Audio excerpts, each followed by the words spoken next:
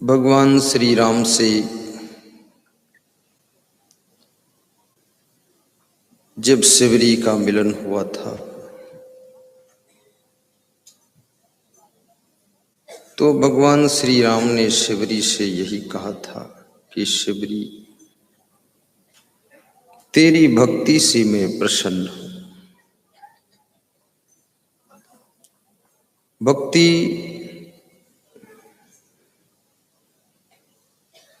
जिसकी तुम करते हो, तुम्हारी भक्ति उसको प्रसन्न कर देती है।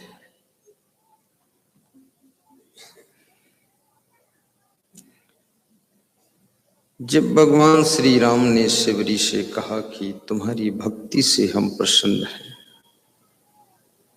तो शिवरी ने राम से कहा कि प्रभु, मुझे ये नहीं मालूम है कि भक्ति क्या चीज है, भक्ति किसे कहते हैं, इसे विस्तार से समझाने की कृपा करें।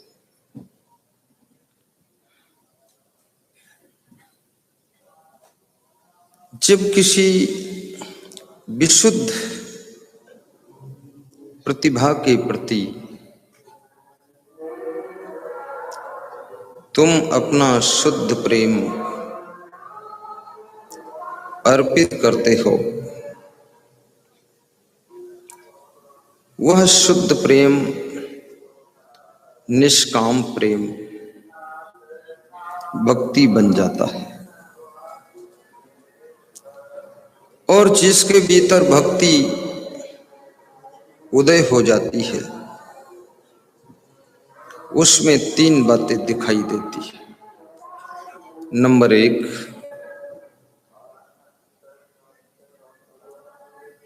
वह व्यक्ति प्रेमी हो जाएगा। नंबर दो, वह व्यक्ति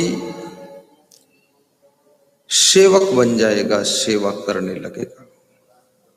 नंबर तीन, वह व्यक्ति समर्पित हो जाएगा और कहेगा जैसी आज्ञा करो वैसा करो। प्रेमी बन जाना, सेवक बन जाना और आज्ञा के अनुसार करना, ये भक्ति की पहचान हो जाती है।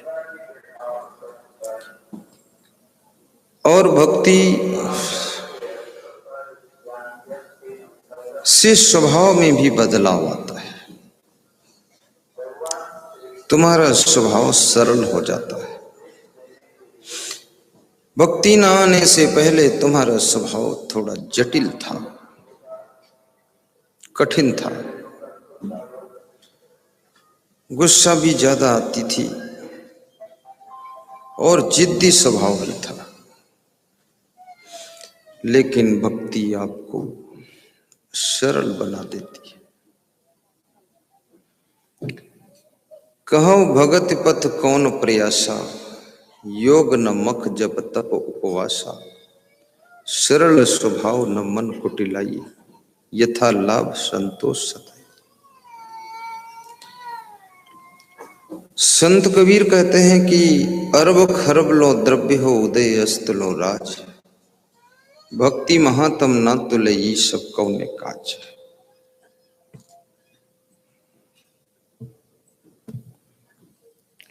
मनुष्य के पास में अरबों खरबों रुपये हो जाए,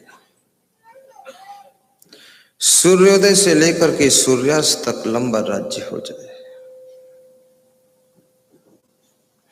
राज्य होना बुरा नहीं है, धन होना गुनाह नहीं है, क्योंकि धन विहीन व्यक्ति अपनी रोटी धोती की ही चिंता में अटका रहता है। धनवान व्यक्ति इन सब चीजों से थोड़ा ऊपर उठता है। और जो व्यक्ति धनवान होने के साथ साथ में गुणवान भी है, तो ऐसे हो जाता है जैसे खिला हुआ फूल तो था ही, लेकिन उसमें खुशबू भी आ गई है। ऐसे हो जाता है जैसे शक्तिवान तो था ही, लेकिन अब उसमें भक्ति भी आ गई है। तुम्हारी शक्ति यदि भक्ति नहीं है तो तुम्हारी शक्ति तुम्हारे लिए ही घातक हो सकती है। किसी प्रकार की शक्ति हो, उस शक्ति को नियंत्रित करने वाली भक्ति है। चाहे धन की शक्ति हो, चाहे जवानी की शक्ति हो, या बुद्धि की शक्ति हो, या राजनीति की शक्ति हो, पद की शक्ति हो।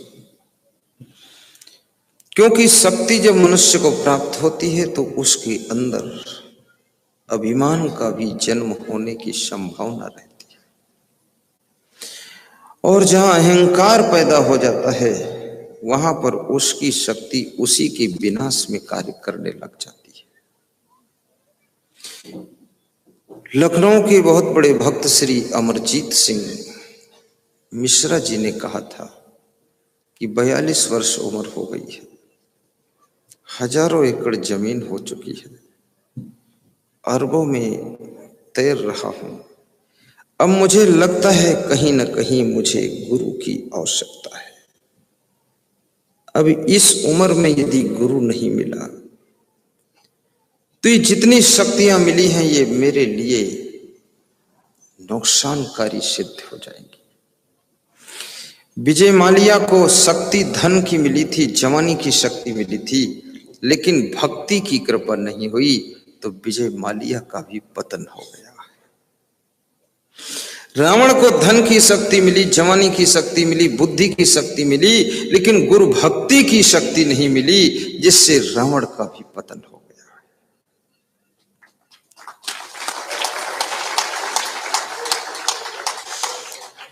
और जब मनुष्य का पतन होता है तो जिनको तुम भगवान कहते हो ना, वो भगवान भी उसको मार देना चाहते हैं। पतित व्यक्ति को, अभिमानी को भगवान भी देखना नहीं चाहता है। कंस भगवान कृष्ण के मामा थे, लेकिन जवानी की शक्ति, धन की शक्ति, बुद्धि की शक्ति का इतना अभिमान था, कंस ने अपने पिता उग्रसेन को भी जेल में डाल दिया था। और जब मनुष्य अपने पिता को सताने लग जाए तो समझ लो उसके अंदर कंस का प्रभाव आ गया है। तुम अपने सास ससुर को, मां बाप को दुख देने लग जाओ तो तुम्हारे अंदर कंस और रावण का प्रभाव आ जाता है। भाई को सताने लग जाओ तो तुम्हारे अंदर राक्षसी प्रभाव दिखाई दे रहा है। इसलिए मैं निवेदन करूंगा, शक्तियां हासिल करना कोई बुरा नहीं है, लेकिन उन शक्तियों के दुष्प्रभाव से बचने के लिए गुरु की भक्ति करना अनिवार्य है। एक तो गुरु की भक्ति होती है, दूसरी देवी देवताओं की भक्ति होती है। समझना, कौशल्या देवी,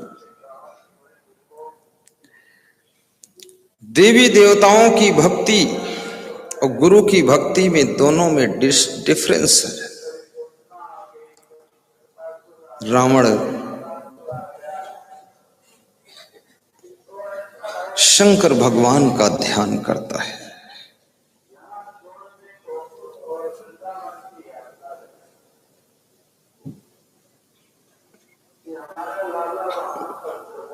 बहुत विचित्र बात है। और ये रावण ध्यान लगा करके बोलता है ओम नमः शिवाय, ओम नमः शिवाय, ओम नमः शिवाय। शिव जी की भक्ति कर रहा है, पर मजे की बात यह है भगवान श्री राम भी शिव जी के भक्त हैं। रावण भी शिव भक्त है, राम भी शिव भक्त है, पर अंतर इतना है कि राम गुरु भक्त भी है, रावण गुरु भक्त नहीं है।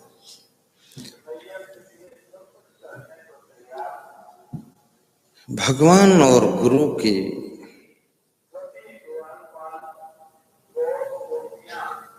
और शिष्य के बीच में क्या खेल होता है।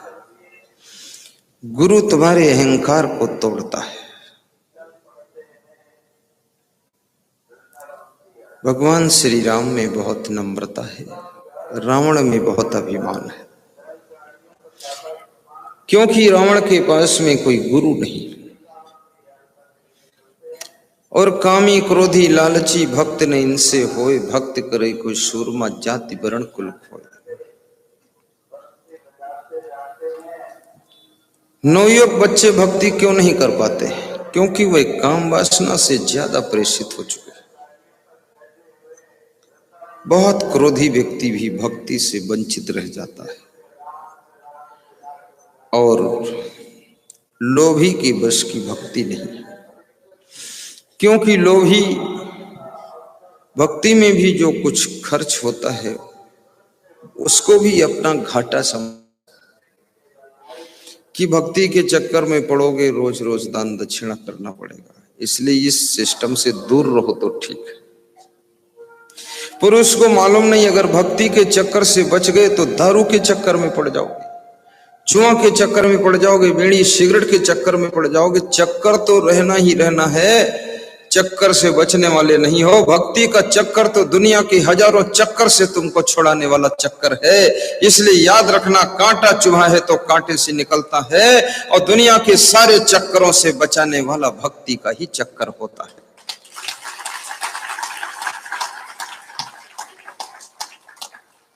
थोड़ा जोर से ताली बजाया करो।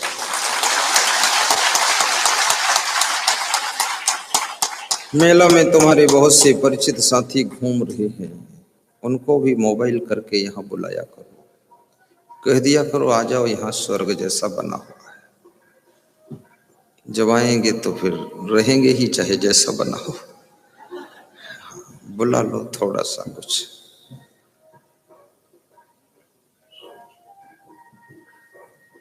आज दिल्ली से आशुतोष गर्ग की माँ आई हुई है, उनकी बेटी आई हुई, बहन आई। बड़े धन्यवाद के पात्र है, इतनी दूर से सेवा देने के लिए, दर्शन और प्रवचन सुनने के लिए आए हुए। भगवान श्री राम से किसी ने पूछा कि रावण की हार क्यों हुई और आपकी जीत क्यों हुई?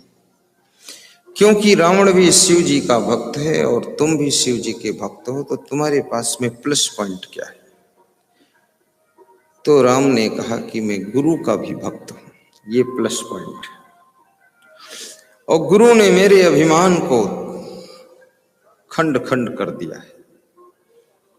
गुरु तुम्हें इस योग्य बना देता है कि जिंदगी के किसी भी मैदान में तुम फिर हारते नहीं हो, सफलता प्राप्त करते हो।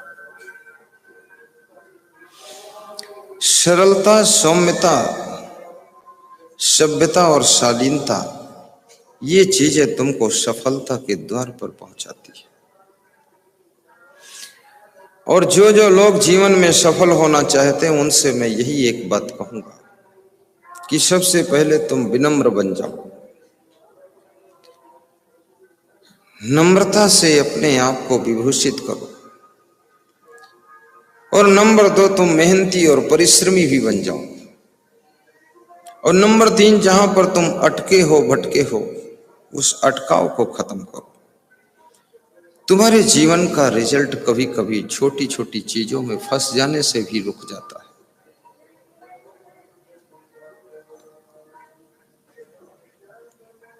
अयोध्या में राम जी लौट कर गए तो राम ने पूर्ववासियों से जब मिले तो पूर्ववासियों ने कहा कि आपने रावण को मारा है।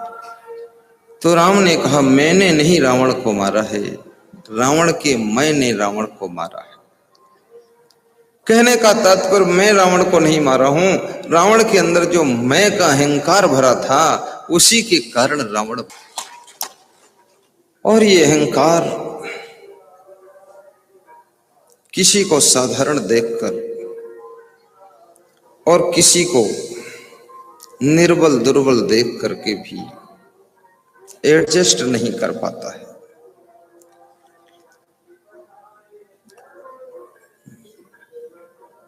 बॉम्बे हवाई अड्डे से हवाई जहाज छूटने वाला था। भाग करके चेकिंग कराती हुई हवाई जहाज में घुस गई। हवाई जहाज में जब घुस गई तो वहां देखा कि एक जो सीट उसकी थी, हवाई जहाज में सीटें निर्धारित होती, ऐसा वहां मनमानी नहीं होता कि झगड़ा झंझट करो कि हम इधर बैठेंगे उधर बैठेंगे। कुछ फिक्स सीट आपके टिकट में लिखा रहता है, नंबर, आप सीट नंबर। तो महिला गई और झट से, पढ़ी लिखी महिला थी और होशियार थी और मॉडर्न महिला थी, लेटेस्ट मॉडल उसका, कंधे में एक छोटा सा बैग टांगे हुई थी।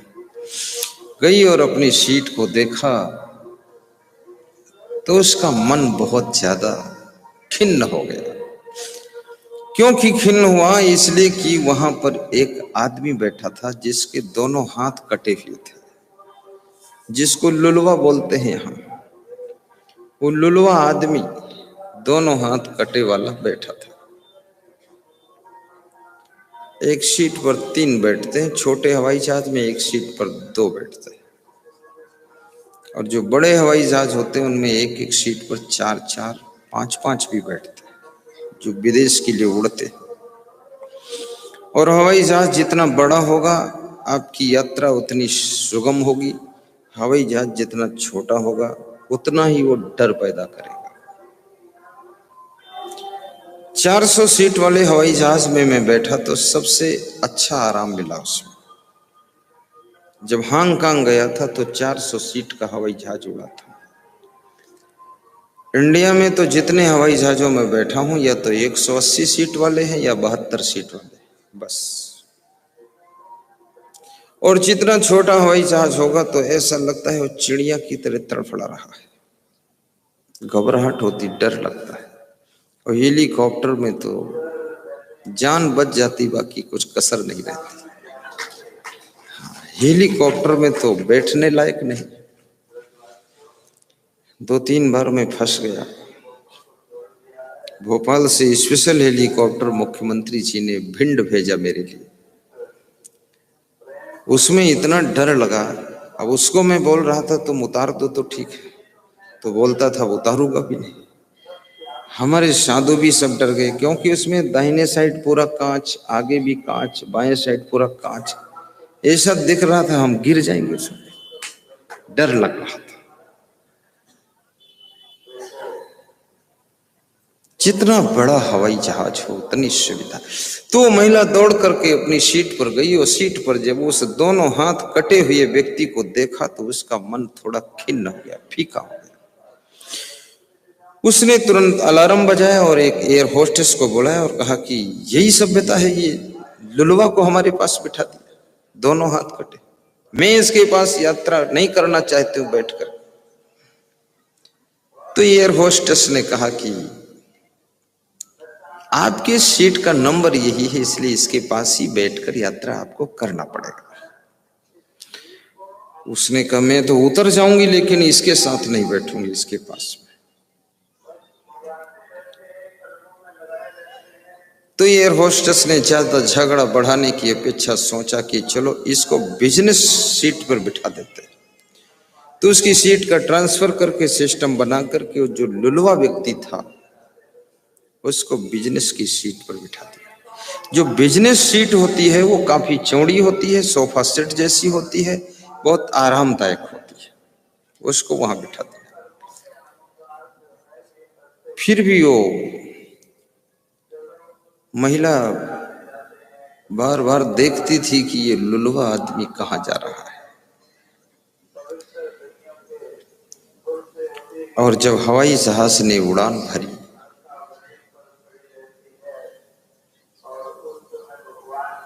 तो उस लुलवा से जो नफरत कर रही थी महिला, उस महिला को समझाने के लिए वो दोनों हाथ कटा हुआ व्यक्ति उठकर खड़ा हुआ। उड़ते हुए हवाई जहाज में, जब हवाई जहाज पूरी उड़ान पर होता तो वहां खड़े हो सकते, आप चल सकते, जा सकते इधर से उधर।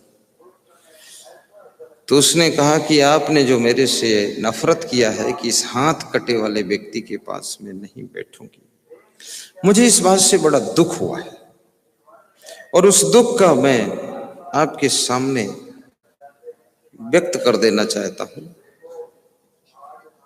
ये मेरे हाथ कैसे कट गए और कैसे नहीं है हाथ, इसकी कहानी थोड़ी सुना देता था। पाकिस्तान और भारत से युद्ध प्रारंभ हुआ था, कारगिल का युद्ध था। उस युद्ध में मैं शामिल था देश को बचाने के लिए, देशवासियों की रक्षा के लिए। वहां मेरे दोनों हाथ कट गए थे, तब से मैं दोनों हाथ के बिना रहा। तो जितने लोग वहां बैठे थे हवाई जहाज में, सबके आंखों में आंसू आ गए कि अरे, देशवासियों की रक्षा के लिए, देश की सीमा की सुरक्षा के लिए कारगिल युद्ध में लड़ने वाला जवान दोनों हाथ कट गए, और जिनकी सुरक्षा के लिए वहां लड़ रहा था वो ये महिला यहां इससे नफरत कर रही है। याद रखना, कोई व्यक्ति अगर अंग विहीन है या धन विहीन है या बुद्धिहीन है तो उसका अपमान मत करना। हो सकता है वो आपके कारण ही, आपकी रक्षा के कारण ही बुद्धिहीन हो गया हो, को चोट लग गई हो सिर में।